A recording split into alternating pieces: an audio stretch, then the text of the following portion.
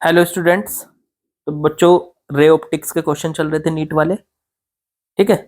और 36 ईयर वाले नए सिलेबस पर बेस्ड क्वेश्चन कराऊंगा। ठीक है, कुछ छोड़ेंगे नहीं, एक एक सवाल को फोड़ देंगे। ठीक है, चलो 6th क्वेश्चन पे पहुंच चुके हैं, बढ़ते हैं आगे। तो चलो सवाल शुरू करते हैं बच्चों। क्या बोला है इसमें, जरा ध्यान से समझते जाना। Find the value of angle of emergence from the prism. Angle of emergence मैं आपको समझाऊं। देखो, मान लो प्रिज्म इस तरीके से होता है और उस पे जब हम लाइट रे को डालते हैं तो जो लाइट रे उस पे डलती है वो जिस एंगल पे डलती है उस एंगल को कहते हैं एंगल ऑफ इंसिडेंस। फिर वो लाइट रे प्रिज्म के अंदर जाने के बाद घूम जाती है और फिर वो प्रिज्म में से बाहर निकलती है। तो जब वो प्रिज्म में से बाहर निकलती है तो जब वो बाहर निकलती है जिस एंगल के साथ, उसको कहते हैं एंगल ऑफ इमरजेंस ई। तो वही इमरजेंस एंगल हमको यहाँ पे बताना है। चलो, तो अब इसने रिफ्रैक्टिव इंडेक्स दिया है। प्रिज्म का जो ग्लास है उसका रिफ्रैक्टिव इंडेक्स √3 है, मतलब समझो प्रिज्म के मटेरियल का रिफ्रैक्टिव इंडेक्स मिल गया हमको। चलो ठीक है। तो अब यहाँ पे देखो, एक लाइट रे डाली सीधी एकदम 90 डिग्री पे।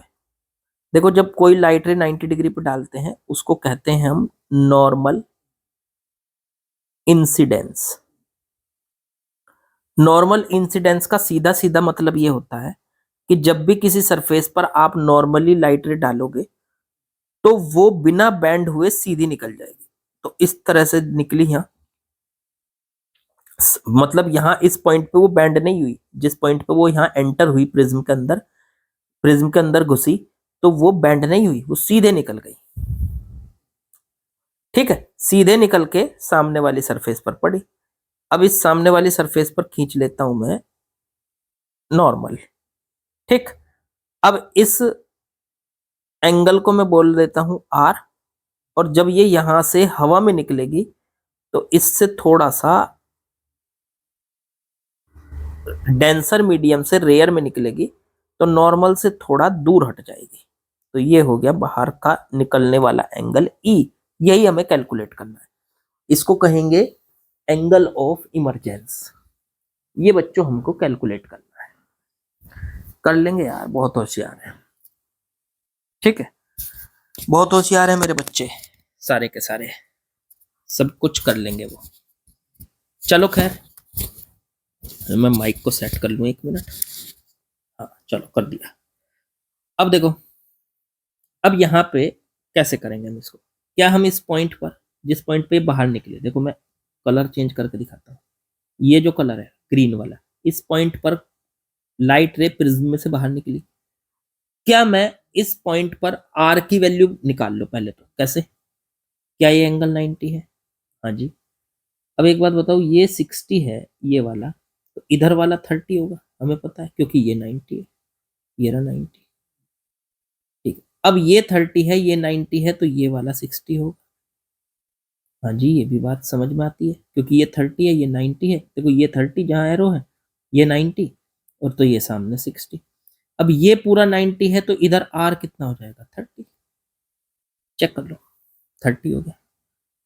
ये वाला पूरा, इधर देखो, ये वाला पूरा 90 है ना, जहाँ पे मैंने ये ग्रीन मार्क बनाया। अब इसमें से इतना 60 था, तो आगे वाला कितना बचा? 30 बचा, ये वाला 30 हो गया। तो आर की वैल्यू 30 पता चल रही है, साफ साफ ज्योमेट्री से पता चल रही है, तो इतनी बात है। अब मैं इस पॉइंट पर स्नेल का नियम, स्नेल का रूल लगाने वाला हूं। स्नेल का रूल होता है, बहुत आसान है, जो एंगल पड़ रहा है उसको आई कह सकते हो, लेकिन ये आर लिख रखा है हमने यहाँ पे, इसको 30। तो ये काम तो करेगा, ये आर, ये 30, क्योंकि लाइट रे तो आके ऐसे गिर रही है ना। देखो, जैसे मैं यहाँ पे चला रहा हूँ, ये ऐसे लाइट रे आके गिरी। ठीक है, तो ये जो लाइट रे आके गिर रही है, ये लाइट रे गिरने वाले एंगल को, इंसिडेंट एंगल को आई कहते थे, और जो बाहर निकला उसको आर कहते थे। और हम लगाते थे म्यू। म्यू किसका, कहाँ से कहाँ जा रही है? अच्छा चलो, अगर आपको ये बात ऐसे ना समझ में आई, स्नेल रूल लगाने का एक आसान तरीका बताता हूँ, ऐसे तो आप कंफ्यूज हो जाओगे। चलो दूसरा तरीका बताता हूँ। स्नेल रूल लगाने का तरीका होता है साइन आई और इनटू में जिधर आई एंगल बन रहा है उसी साइड का रिफ्रैक्टिव इंडेक्स ले लो, म्यू 1 कह दो इसको, और दूसरी तरफ साइन आर और उसी साइड का रिफ्रैक्टिव इंडेक्स म्यू 2 ले लो। देखो ये आसान है तरीका, कैसे देखो मैं दिखाता हूँ। देखो लाइट रे यहां से अंदर एंटर हुई थी, इसके प्रिज्म के अंदर जा रही है, ठीक है। जब ये लाइट रे इस पे गई, देखो मैं कलर चेंज करके दिखा, तो ये लाइट रे ये जा रही है, ये जब ये लाइट रे यहां से गई चलते हुए, तो इसने कितना एंगल बनाया, आर। तो प्रिज्म के अंदर का एंगल आर है, ठीक है। तो जिधर ये एंगल बन रहा है ना आर, उसी का रिफ्रैक्टिव इंडेक्स लेना है। अब ये तो प्रिज्म के अंदर का एंगल है, तो प्रिज्म का ही रिफ्रैक्टिव इंडेक्स लो। तो यहां पे आप एक काम करो, ये वाला एंगल साइन 30 हो गया, और इनटू में ये एंगल जिस मटेरियल के अंदर बन रहा है उस मटेरियल का रिफ्रैक्टिव इंडेक्स, तो वो हो जाएगा सर, इसका रिफ्रैक्टिव इंडेक्स, प्रिज्म का रिफ्रैक्टिव इंडेक्स कितना दे रखा, √3, और बाहर का कितना होगा 1, क्योंकि बाहर क्या है, बाहर तो एयर है, तो बाहर का रिफ्रैक्टिव इंडेक्स कितना होगा 1। चलो जी ठीक है। अब तो साइन 30 अंदर जितने एंगल पे पड़ी है, आर की वैल्यू क्या आ रही है 30, तो साइन 30 और उसके अंदर का ही रिफ्रैक्टिव इंडेक्स √3 बराबर, जब ये लाइट रे बाहर निकल गई तो बाहर उसका एंगल कितना मान लिया हमने, ई, तो साइन ई, और बाहर का रिफ्रैक्टिव इंडेक्स म्यू 2, तो ये म्यू 2 का काम करेगा 1। तो यहां से सॉल्व करके साइन ई की वैल्यू आ गई, साइन 30 को लिख लो 1/2 इंटू √3, तो साइन ई बराबर आ गया √3/2, तो ई बराबर आ गया बच्चों 60 डिग्री। इसका मतलब जब ये लाइट रे बाहर निकलेगी तो 60 डिग्री पे निकलेगी। ये हो गया आपका सॉल्यूशन। आसान है भाई, ये याद रखना, अगर आपको कोई कंफ्यूजन हो मैं दोबारा से समझा देता हूँ। देखो क्या होता है, जैसे मान लीजिए ये एक मीडियम है, इधर है मीडियम 1 और इधर है मीडियम 2। लाइट रे इधर से आई, यहाँ पे गिरी, जाके मीडियम 2 में अंदर चली गई, तो मीडियम 1 में जितने एंगल पे गिरी उसको तो कह दो आई, और मीडियम 2 में जितने एंगल पे निकली उसे कह दो आर, या ये कह लो मीडियम 2 में जितने एंगल पे एंटर हुई उसे कह दो आर। अब स्नेल रूल जब लगाते हैं हम, तो बड़ा आसान तरीका है, मीडियम 1 के अंदर इसका एंगल कितना है साइन आई, इनटू में मीडियम 1 का रिफ्रैक्टिव इंडेक्स म्यू 1 और मीडियम 2 का म्यू 2। तो आपको क्या करना है, मीडियम 1 के अंदर इसका एंगल कितना है लाइट का, आई, तो साइन आई, इनटू में मीडियम 1 का रिफ्रैक्टिव इंडेक्स बराबर, अब मीडियम 2 में पहुंचने के बाद इसका एंगल कितना है आर, तो साइन आर, और मीडियम 2 के अंदर इसका रिफ्रैक्टिव इंडेक्स हो गया इनटू में म्यू।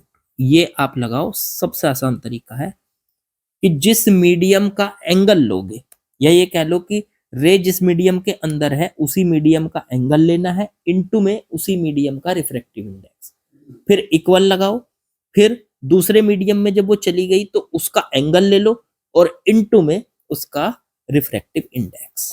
तो साइन आई के मल्टीप्लाई में म्यू 1 लेना है और साइन आर के मल्टीप्लाई में म्यू 2 लेना, सिंपल, वही लगाया हमने ऊपर। अब मेरे ख्याल से समझ में आ गया होगा आप लोगों को, इस तरह यूज करो और आसान हो जाता है। चलो आगे बढ़ते हैं। चलिए बच्चों नेक्स्ट क्वेश्चन में आते हैं,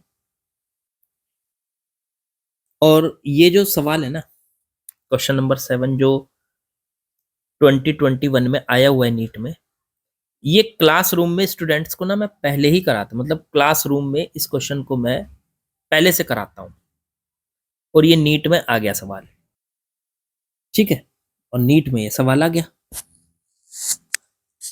तो इंपॉर्टेंट है, आपका कुछ कंसेप्ट ही क्लियर करेगा ये। देखो सवाल है, एक कॉन्वेक्स लेंस ए, एक कॉन्वेक्स लेंस है भाई ए, फोकल लेंथ दे रखी इसकी एफ बराबर 20 सेंटीमीटर, ओके।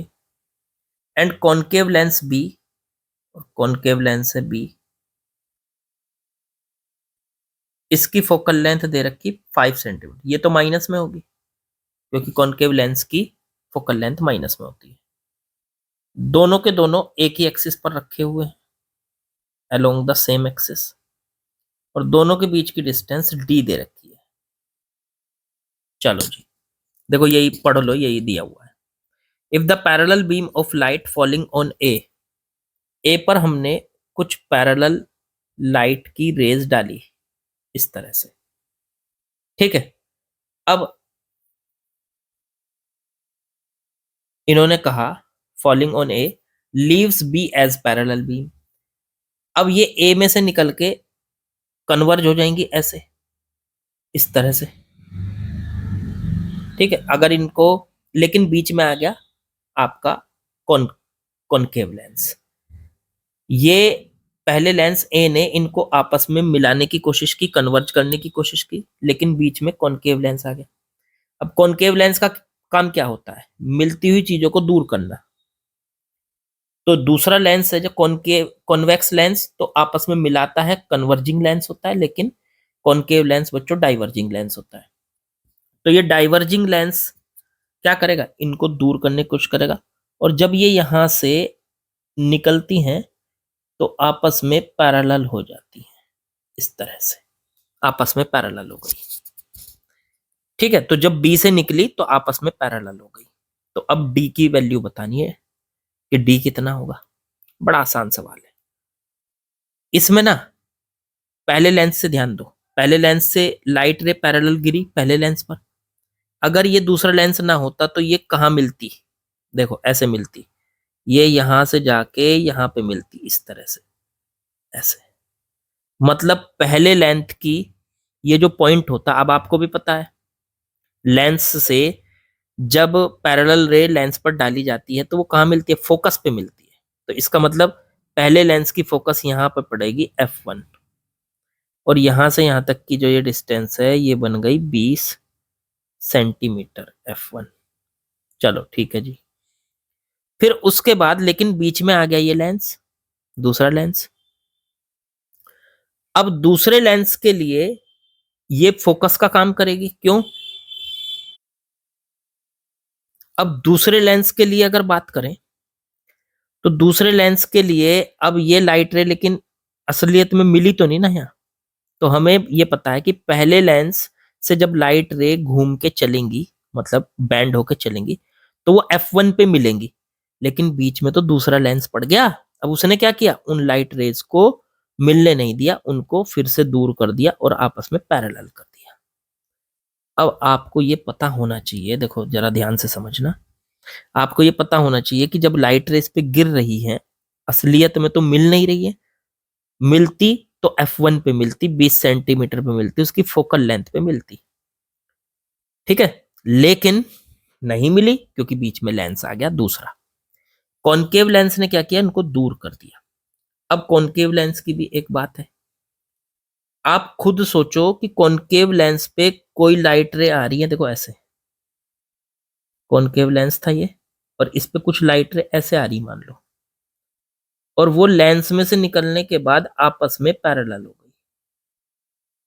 तो ऐसा कब होता है? तो ये तो फोकस की डेफिनेशन हुई ना। जब कोई ऑब्जेक्ट, देखो ये लाइट रे अगर लेंस में से निकलने के बाद पैरेलल हुई है तो इसका मतलब ये अगर यहां मिलती तो इस लेंस की फोकस पे मिलती है। तो यही पॉइंट दूसरे लेंस की भी फोकस है, और यही पॉइंट पहले वाले लेंस की भी फोकस था। समझना जरा इस बात को बहुत ध्यान से, कि यही पॉइंट F1 पहले लेंस के लिए फोकस का काम करेगा, क्योंकि फोकस की डेफिनेशन होती है कि जब हम उस पे लाइट रे डालते हैं तो वो फोकस पे मिलती है। तो ये यहां पे मिलती तो फोकस पे मिलती, लेकिन बीच में आ गया दूसरा लेंस। अब फोकस की एक डेफिनेशन और भी होती है कि अगर हम लाइट रे डालें और वो जो है पैरेलल हो जाएं, तो इसका मतलब वे लाइट रे फोकस पे मिल रही होगी, अगर वो एक्सिस के पैरेलल हो जाएं तो इसका मतलब ये पॉइंट F1 पहले लेंस की भी फोकस है, और यही पॉइंट F2 मतलब दूसरे लेंस की भी फोकस यही पॉइंट है। F2 भी यही है, F1 भी। तो दूसरे लेंस की फोकस है, तो लेंस से यहां तक की फोकस की डिस्टेंस कितनी है, F2 की। अब दूसरे लेंस की फोकस है, तो इसकी फोकल लेंथ कितनी देर की, 5, तो ये 5 सेंटीमीटर। अब सोचो जरा, देखो जरा डायग्राम में, मैं नीचे बना देता हूं इस डायग्राम को दोबारा। यहां ये बन गया यहां, ठीक है। पहले लेंस की फोकस यहां से कितनी दूर है, F1, यहां से सर 20 सेंटीमीटर पे है, ठीक है। दूसरे लेंस की भी फोकस यही पॉइंट है, यहां से इस लेंस से कितना दूर है वो, दूसरे लेंस से 5 सेंटीमीटर। अब देखो यहां से पूरा 20 और दूसरे लेंस से 5, तो दोनों लेंस के बीच का गैप तो ये हुआ ना, ये कलर चेंज करके दिखाता हूं, दूसरे दोनों लेंस के बीच का गैप ये हो गया। देखो ये कितना है, अब ये पूरे 20 में से 5 को माइनस कर दो, तो ये रह गया 15 सेंटीमीटर। तो डी की वैल्यू 15 सेंटीमीटर। देखो सवाल बहुत आसान है, लेकिन समझाना थोड़ा सा आप लोगों को इसलिए टफ हो सकता है कि अगर आपको ये प्रॉपर्टी ना पता हो फोकस की। आपको फोकस की ये प्रॉपर्टी पता होनी चाहिए। फोकस एक ऐसा पॉइंट होता है जिस पर अगर हम ऑब्जेक्ट को रख दें, तो ऑब्जेक्ट से निकलने वाली लाइट रे लेंस से पास होने के बाद क्या होती हैं, आपस में मतलब उसके पैरेलल हो जाती है। आपस में पैरेलल कह लो या एक्सिस के पैरेलल कह लो, कैसे भी कह लो, ठीक है। तो ये आपको डेफिनेशन पता होनी चाहिए फोकस की। चलो खैर आगे बढ़ते हैं, अगले सवाल पे पहुंचते हैं। चलिए नेक्स्ट क्वेश्चन में आते हैं बच्चों, देखते हैं सवाल में क्या बोला इसमें। A point object is placed at the distance of 60 centimetre. देखो यहाँ पे एक पॉइंट ऑब्जेक्ट रखा है 60 सेंटीमीटर लेंस से, आपको दिखाई भी दे रहा होगा यहाँ। From the convex lens of focal length 30 centimetre, इसकी फोकल लेंथ 30 सेंटीमीटर दे रखी है। If the plane mirror were put perpendicular to principal axis, इसके सामने एक प्लेन मिरर रख दिया परपेंडिकुलर एक्सिस पे, एट डिस्टेंस 40 सेंटीमीटर पे, फाइनल इमेज कहाँ बनेगी। चलो बनाते हैं। पहले तो देखो यहां से लाइट रे चलेंगी इस तरह से, ठीक है। ये इनको आपस में मिलाने की कोशिश करेगा, हो सकता है ये पहले मिला दे, हो सकता है कि ये बीच में पड़ जाए। तो अभी हमें ये आइडिया नहीं है कि ये लाइट रे कहाँ मिलेंगी। तो हम क्या करेंगे, पहले इससे इमेज की लोकेशन निकालते हैं कि इस लेंस से इमेज कितनी दूर बनेगी। तो उसके लिए लेंस का फॉर्मूला यूज करने वाले हैं, 1/v माइनस 1/u बराबर 1/f। 1/v तो मेरे को चाहिए सर, 1/u, u की वैल्यू कितनी हो गई, तो u का मतलब हुआ ऑब्जेक्ट कितनी दूर है। तो लेंस से इधर की डिस्टेंस प्लस लेंगे, इधर की माइनस लेंगे, तो ऑब्जेक्ट तो लेफ्ट साइड में है, तो माइनस का 60 इज इक्वल टू 1/f की वैल्यू 30। ये हो गया 1/v माइनस माइनस प्लस 1/60 बराबर 1/30। तो v 1/v बराबर 1/30 माइनस 1/60 बच्चों, तो ये बचा 1/60 1/v। तो v बराबर आ गया 60 सेंटीमीटर। देखो प्लस में आया ना v, इसका मतलब इमेज +60 पे बनेगी। अब लेंस से +60 पॉइंट तो यहां पड़ेगा लगभग, तो इसका मतलब ये लाइट रे यहाँ पे मिलेंगी, यहाँ पे इस पॉइंट पे। लेकिन एक दिक्कत है, दिक्कत क्या है कि बीच में तो सर मिरर आ गया, तो सिर्फ मिलती हुई ऐसे फील होंगी, ऐसे, क्योंकि बीच में तो मिरर आ गया ना। तो मिरर क्या करेगा, इन लाइट रेज को वापस लौटा देगा, यहाँ से ऐसे टकरा के ये लाइट रे ऐसे वापस निकल जाएंगे और यहाँ पे मिलेंगी, एक्चुअल में यहाँ पे मिलेंगी लाइट रे। जहां मिलेगी वहां पे बनेगी इसकी फाइनल इमेज। तो इस ऑब्जेक्ट की पहली इमेज तो यहां बनेगी I1, और ये I1 इस मिरर के लिए किसका काम करेगी, ऑब्जेक्ट का। तो इस I1 की फिर फाइनल इमेज यहां बनेगी I2, ठीक है। अब ये यहां से कितनी दूर बनती, तो यहां से सर ये 60 पे बनना है इसको, 60 सेंटीमीटर पे। अब मिरर कितना दूर है, 40, तो इमेज कितने अंदर बनी हुई है? ये इमेज बनी हुई है 20 सेंटीमीटर। अब 20 सेंटीमीटर अंदर इमेज है, तो वो इस मिरर के लिए ऑब्जेक्ट का काम कर रही है ना। अब आपको पता है मिरर में जितनी दूर ऑब्जेक्ट होता है उतनी ही दूर उसकी इमेज बनती है। तो इससे 20 सेंटीमीटर इस तरफ लेफ्ट की तरफ, मिरर से 20 सेंटीमीटर लेफ्ट की तरफ, मतलब ये I2 बनेगी, फाइनल इमेज बनेगी ये। तो ये 20 सेंटीमीटर आ गई लेफ्ट की तरफ। तो इसका मतलब फाइनल इमेज हमारी यहाँ पे I2 पे बननी है। देखो समझो, लेंस से लाइट रे निकल के मिरर पे गिरी, मिरर बीच में आ गया, नहीं तो वे आपस में मिलती तो 60 पे मिलती, लेकिन मिरर आ गया बीच में क्योंकि मिरर रखा था 40 पे। तो उसने क्या किया, मिरर ने उन लाइट रेज को रिफ्लेक्ट करके I2 पे मिला दिया। अगर वो मिलती तो सामने I1 पे मिलती 60 पे, लेकिन 40 पे वो खुद रखा हुआ था, तो उसने क्या किया, उसको पीछे की तरफ मिला दिया, उनको लेफ्ट साइड में मिला दिया उनको। अब हमें खुद पता है कि ये जो I1 है, ये लेंस से जो इमेज बनी ऑब्जेक्ट की, ये दूसरे इसके मिरर के लिए ये किसका काम करेगी, ये ऑब्जेक्ट का काम करेगी। तो 20 सेंटीमीटर अंदर इमेज है, तो 20 से इमेज इसके लिए कर रही है ऑब्जेक्ट का काम, तो 20 सेंटीमीटर लेफ्ट की तरफ बनेगी इमेज, I1 की इमेज I2 बनेगी। ये मिरर ने बनाई तो ये फाइनल इमेज है, तो ये 20 सेंटीमीटर लेफ्ट की तरफ है। अब आंसर चेक करो, इसने बोला 20 centimetre from the lens, lens से 20, लेंस से भी 20 है, हाँ, क्योंकि लेंस से अगर ये लगाएं हम, इमेज फाइनल कितनी बन रही है 20। तो 20 centimetre from lens, it would be real image, real तो बन रही है, ये तो कंफर्म है। From the lens it would B a real image. 30 centimetre from lens, नहीं 30 सेंटीमीटर नहीं, क्योंकि देखो लेंस के और मिरर के बीच का गैप कितना, 40। अब इमेज बन रही है 20 पे मिरर से, तो लेंस से भी 20 पे बन रही होगी, बीचों बीच है ना वो। तो 30 सेंटीमीटर वाला कंसेप्ट नहीं होगा। 30 सेंटीमीटर फ्रॉम प्लेन मिरर, ये भी नहीं है। 20 centimetre from plane mirror, it would be virtual image, गलत, वर्चुअल नहीं, रियल। तो पहला ही ऑप्शन सही बैठ रहा है बस। रियल क्यों? क्योंकि ये लाइट रे असलियत में मिल रही है। I2 पे लाइट रे आके जब मिली है तो एक्चुअल में मिली है। I1 पे देखो लाइट रे मिली नहीं है, सिर्फ मिलती हुई फील हो रही है। तो I1 तो जो बनेगी वो तो वर्चुअल है, लेकिन जो I2 है उसमें असलियत में मिल रही है, तो वो कैसा है, रियल है। तो ये रियल होगा आपका। ठीक है, बात समझ में आ गई होगी। तो आसान है, ऑप्शन ए इज करेक्ट बच्चों। चलो आगे बढ़ते हैं। चलिए नेक्स्ट क्वेश्चन को पढ़ते हैं जरा। इसमें क्या दिया है, if the critical angle for total internal reflection from a medium to vacuum is 45। सीधी सी बात दे रखी, किसी मीडियम से वैक्यूम में जाने पर उसका क्रिटिकल एंगल 45 डिग्री है। थीटा सी की वैल्यू दे दी 45। Then velocity of light in the medium is, तो लाइट की वेलोसिटी मीडियम है। बड़ा आसान सा सवाल है, आपको ये पता होना चाहिए। क्रिटिकल एंगल का फॉर्मूला होता है साइन थीटा सी बराबर 1 में म्यू। म्यू किसका, मीडियम का, किसके रेस्पेक्ट में, या ये कह लो डेंसर का रेयर के रेस्पेक्ट में, ये होता है फॉर्मूला।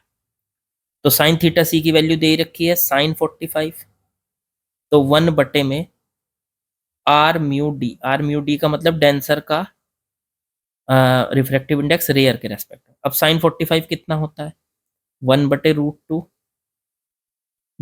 बराबर 1/म्यू डी डेंसर का रेयर के रेस्पेक्ट में।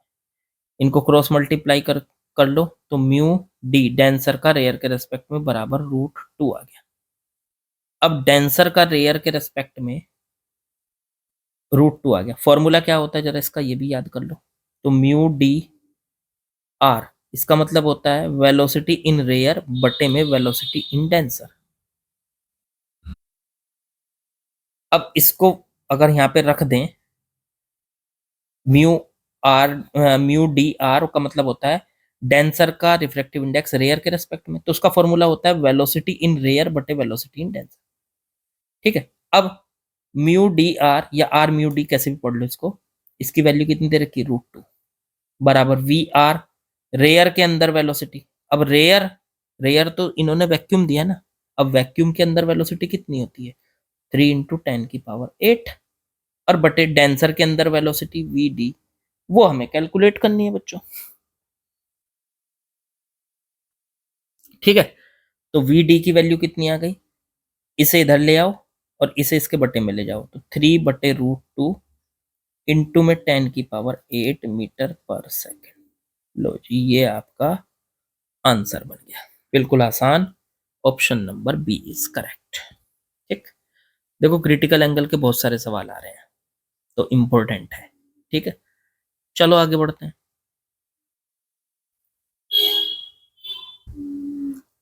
चलो नेक्स्ट क्वेश्चन में आते हैं बच्चों, question number 10। A ray is incident at an angle of incidence I on one surface of small angle prism। देखो एक प्रिज्म है, उसका एंगल ऑफ प्रिज्म कितना दे रखा ए, मतलब ये वाला एंगल ए है, इसके ऊपर एक लाइट रे गिराई जाती है, किस एंगल पे, तो उसका एंगल ऑफ इंसिडेंस दे रखा आई। अंदर जाके वो घूम जाएगी और थोड़ा सा घूमने के बाद वो ना, इन्होंने कहा इमर्ज नॉर्मली, मतलब यहां से नॉर्मली निकल जाती है, 90 डिग्री पे बाहर निकल जाती है, इस तरीके से। इसका रिफ्रैक्टिव इंडेक्स दे रखा म्यू, तो angle of incidence I calculate करना है, बहुत आसान। सबसे पहले एक काम करो आप, इसमें क्या काम करें, ये एंगल आई माना है, ये अंदर वाला एंगल मान लेते हैं R1। ठीक है, और अब ये लाइट रे जब सामने वाली सरफेस पे गिरी तो उस एंगल को मान लेते हैं R2, और R2 की वैल्यू 0 है, और जब ये बाहर निकली तो उस एंगल को मान लेते हैं I2 और वो भी 0 है। अब आप हो गए कंफ्यूज, सर ये कौन कौन से एंगल मान लिए आपने। देखो मैं दूसरी फिगर में दिखाता हूं आपको, मैं याद दिलाता हूं एंगल कैसे मानते थे। ये था हमारे पास प्रिज्म, इसमें लाइट रे ऐसे जाती थी, ऐसे जाती थी, ऐसे निकलती थी। ये हो गया इसका पहले नॉर्मल, इस एंगल को कहते थे I1, अंदर वाले को R1। फिर जब ये लाइट रे यहाँ पे पड़ती थी तो इस एंगल को कहते थे R2, इस वाले एंगल को कहते थे R2, और बाहर वाले एंगल को कहते थे I2। तो देखो यही काम किया मैंने, जब ये लाइट रे यहाँ से गई, अब जैसे ये वाली लाइट रे अगर नॉर्मल निकलेगी तो नॉर्मल के साथ इसका एंगल कितना होगा, देखो जहां पे मैं एरो घुमा रहा हूं, ये वाली लाइट रे 90 डिग्री पे निकल गई, तो इसका मतलब इसका नॉर्मल के साथ एंगल कितना हुआ। अब नॉर्मल खुद यही है, अगर मैं ये बनाऊं नॉर्मल खुद यही है, देखो मैंने ब्लू कलर से दिखाया, नॉर्मल भी यही है और लाइट रे भी इसी में जा रही है, तो इसका एंगल कितना होगा दोनों तरफ का, I और R। अंदर वाला R2 वो भी 0 होगा, और बाहर जब ये निकलेगी I2 एंगल के साथ वो भी 0 होगा। ठीक है, अब समझ में आ गया होगा शायद आपको। अब यहां से एक फॉर्मूला तो था सर, R1 प्लस R2, मतलब अंदर वाले जो ये दो एंगल हैं R1 और R2, ये A के बराबर होता था। दूसरा फॉर्मूला था, चलो R1 प्लस R2 से R2 को 0 रख दो, R2 तो 0 है, प्लस R1 बराबर A आ गया, तो इसका मतलब R1 की वैल्यू तो आ गई A। चलो ठीक है, अब बचा दूसरा एंगल I हमारा, I तो हमें कैलकुलेट ही करना, A हमें पता चल ही गया। तो अगर अब हमें दूसरा एंगल कैलकुलेट करना तो हम इस पॉइंट पर, जहां पे ये लाइट रे, देखो ये पॉइंट कौन सा, देखो मैं आपको दोबारा दिखाता हूँ, ये वाला जहां मैं ग्रीन कलर का डॉट लगा रहा हूँ, ये देखो ऐसे घुमा रहा हूँ एरो, यहाँ देखो इस पॉइंट पे, इस पॉइंट पे हम लगाते हैं स्नेल रूल। स्नेल रूल क्या होता था, म्यू बराबर साइन I और बटे में साइन R। एक तरीका और भी बताया था अभी मैंने आपको पिछले सवाल में, उससे भी लगा सकते हो आप। देखो कैसे लगाओगे, नीचे करता हूं मैं, जब लाइट रे यहां से गई तो किस एंगल पे पड़ी I, तो उस एंगल का साइन ले लो, इनटू लाइट रे अभी किस में चल रही है बाहर, एयर में, तो उसका मीडियम ले लो, तो एयर का मीडियम क्या होता है 1, मतलब एयर जो मीडियम है उसका म्यू रिफ्रैक्टिव इंडेक्स कितना होता है 1। अब जब वो प्रिज्म के अंदर चली गई तो अंदर का एंगल कितना है R1, तो साइन R1, और अंदर का जो म्यू है वो कितना है म्यू, बस वो तो म्यू ही दे रखा। तो यहां से आ गया साइन आई इंटू 1, तो साइन आई बराबर साइन R1 इंटू में म्यू, ठीक है बच्चों। अब यहां से हमें कैलकुलेट क्या करना था, कैलकुलेट करना था एंगल ऑफ इंसिडेंस, मतलब आई निकालना है। चलो R1 की वैल्यू रखो, R1 की वैल्यू तो ए आ गई थी, तो साइन आई बराबर साइन ए इंटू में म्यू, ठीक। अब इन्होंने क्या कहा, इन्होंने कहा कि ये जो एंगल है, मतलब ये प्रिज्म है, ये पतला प्रिज्म है, थिन प्रिज्म। थिन प्रिज्म का मतलब समझते हो आप, क्यों बोल रहा है वो ऐसा, इसका मतलब ए एंगल बहुत छोटा है, स्मॉल है। अब जब एंगल बहुत छोटे होते हैं तो हम साइन, अगर थीटा देखो छोटा है तो साइन थीटा की जगह थीटा लिख सकते हो, टेन थीटा की जगह भी थीटा लिख सकते हो। तो यहां पे साइन आई की जगह हमने साइन को छोड़ दिया, सिर्फ आई लिख लिया, बराबर म्यू, साइन ए की जगह सिर्फ ए लिख लिया, साइन हटा दिया, तो आई की वैल्यू आ गई बच्चों म्यू इंटू में A. Option B is correct. बिल्कुल आसान सवाल, मतलब कुछ था ही नहीं इसमें यार, ठीक है। तो चलिए, आज के जो सवाल थे थोड़े से कंपैरेटिवली कल से ज्यादा मुश्किल थे, ठीक है, लेकिन फिर भी यार मुश्किल कुछ नहीं होता है, सब आसान होता है। करते जाइए, प्रैक्टिस करते जाइए, क्वेश्चंस जितने ज्यादा करते चले जाएंगे उतना ज्यादा कॉन्फिडेंस आता चला जाएगा। प्रैक्टिस करते रहिए, सिलेक्ट अपने आप हो जाएंगे आप लोग, ठीक है। मैं तो हर टाइम यही प्रे करता हूँ आप लोगों के लिए कि आप लोग बढ़िया रैंक के साथ सेलेक्ट हो, ठीक है। और लाइक शेयर सब्सक्राइब कमेंट वो सब कर ही दीजिएगा। देखो वो तो मैं सबसे लास्ट में कहता ही हूँ, आप सभी को पता है, तो वो कर दिया करो, बाकी सब फिट चल रहा है, प्रैक्टिस करते रहो। ओके बच्चों, कल मिलेंगे, गुड नाइट।